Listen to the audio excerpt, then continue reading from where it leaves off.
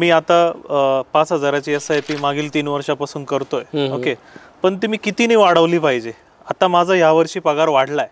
Okay, मग ती दरवर्षी कितीने वाढवली पाहिजे? की त्याचा काही असा काही फॉर्म्युला आहे का सर, की मी दरवर्षी माझी जी स्मॉल इन्व्हेस्टमेंट आहे म्युच्युअल फंड मधली ती कशी पद्धतीने वाढवली पाहिजे? तुम्ही आत्ता जी काही गुंतवणूक करताय, सरासरी आपण बघितलं तर भारतामध्ये पगारवाढ ही 6% 10% होते एव्हरेज.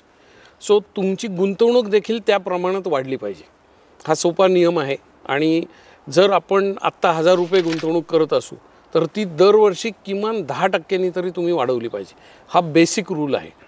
कारण जसं महागाई एकीकडे आपला पैसा खात असते, त्याच पद्धतीने आपल्याला महागाईला बीट जर करायचं असेल तर किमान महागाईच्या दुप्पट तरी आपली गुंतवणूक वाढली पाहिजे. सरासरी आत्ता जर आपण गुगल केलं तर महागाईचा रेट हा आपण 6% धरूया ऑन द हायर साईड. तर तुम्ही 10 ते 12% तुमची गुंतवणूक दरवर्षी ही वाढवली पाहिजे. आणि म्युच्युअल फंडमध्ये हे करणं अत्यंत सोपं आहे. एक टॉपअप SIP नावाचा एक प्रकार येतो, की मी 1,000 रुपयाची आज SIP चालू केली आणि मी SIP सुरू करतानाच सांगितलं की मला ही दरवर्षी 10% वाढवायची. तर ते ॲटोमॅटिकली 10% त्याच्यात वाढत जातात. म्हणजे ॲटोमॅटिक होतं, तुम्हाला डोकं लावायची गरज नाही.